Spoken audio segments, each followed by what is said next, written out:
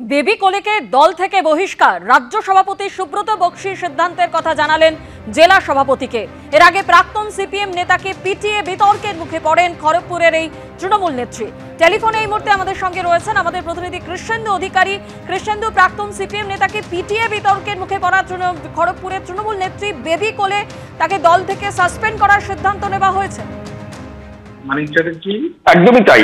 যেটা তৃণমূল সূত্রে জানা যাচ্ছে যে সুব্রত বক্সি দলের রাজ্য সভাপতি, তিনি জেলা সভাপতি সুজয় হাজরা তাকে স্পষ্ট জানিয়ে দিয়েছেন যে এই সিদ্ধান্ত জানিয়ে দেওয়ার জন্য যে দল থেকে বা পার্টি থেকে, তৃণমূল থেকে বহিষ্কার করা হচ্ছে বেবি কোলেকে। কিছুক্ষণের মধ্যেই সেই চিঠিও পৌঁছে যাবে, এমনটাই তৃণমূল সূত্রে খবর। তুমি জানো যে আইএনটিটিউসির নেত্রী বেবি কোলে একজন বৃদ্ধ বাম নেতাকে মারধর করছেন এবং আরো কয়েকজন মহিলা সেখানে আছেন।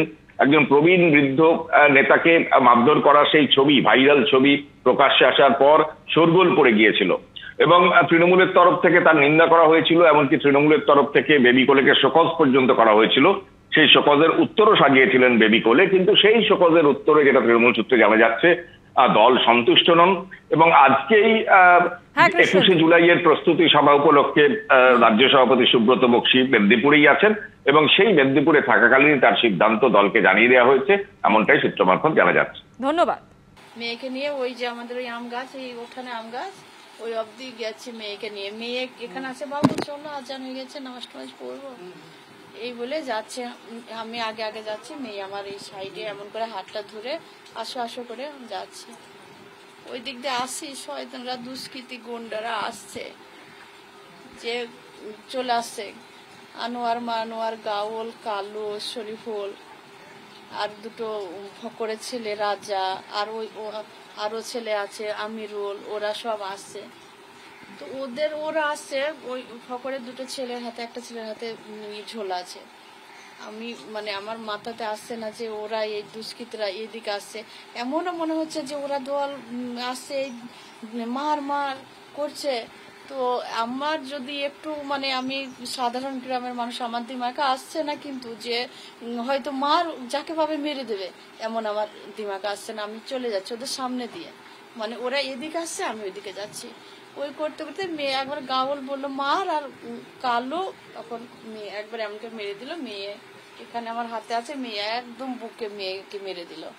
মার মার শাড়ি ধরেছে, হ্যাঁ বুকে একদম এখানে, দিদি একদম এখানে মেরে দিয়েছে।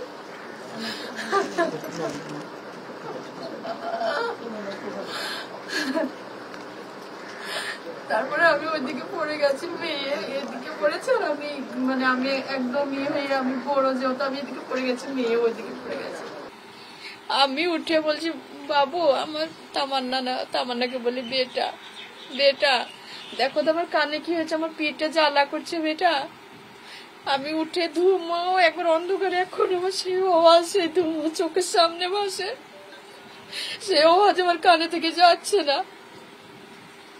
তারপরে মেয়েকে বেটা, ও বেটা, ও মেয়ে আমার এখানে একবার পড়ে আছে, মেয়ে সে রক্তে একদম সঙ্গে সঙ্গে, এগুলো কিছু নেই মেয়ের আমার এখান থেকে এ পর্যন্ত একটু মানে খুলে, ভেতরে শ্বাস নালী কিছু নেই। মেয়ে যে আমাকে শেষ হওয়ার মা বলে ডাকবি, এতটুকু মেয়ের আর কোনো মতো নেই। মেয়েকে আমি ডাকছি মা ওঠো, মা ভয় পেয়েছো, মা ওঠো ওঠো, ভয় পেয়েছো, সবাইকে ডাকছি কে কোথায় আছো আসো, মেয়েকে ডাক্তার কাছে নিয়ে যাবো। আমার বেটা, বেটা ওঠ, বেটা ওঠ। বেটা আমার শেষ এমনি করে এতটুকু নয়, খুব আসতে একবার শ্বাস নিয়ে সবাই তখন আসছে, বলছে নেই, কাকে ডাক্তার কাছে নিয়ে যাবো, নেই।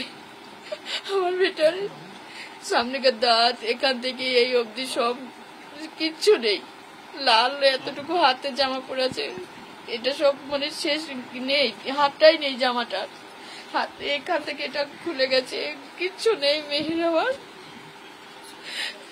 সবাই বলছে নেই, পুলিশ আসবে তখন ওঠাবে, ওঠানো হবে না, পুলিশ আসবে তখন। যারা মেরেছে তারা এসে ধরেছিল, যারা মেরেছে দিদি তারা এসে ধরবে কি, তারা তো মারছে ইচ্ছা করে, তাদের তো ধরারই নেই। আর আমি, তারা মেরেছে, তারা চলে গেছে, আমি পড়ে গেছি, আমি আর মেয়েকে দেখছি, আমি আর ওদেরকে দেখছি না। ওদেরকে দেখছে আসছে, মেরে দিয়েছে, পড়ে গেছে, উঠে আমি আর ওদেরকে দেখছি না।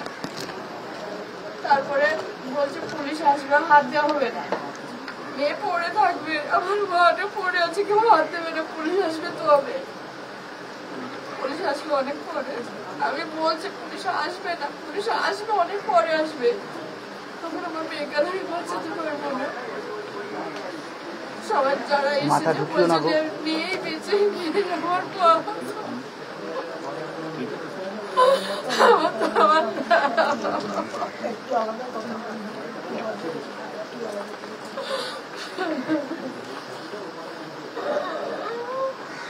আমার একটাই, আমার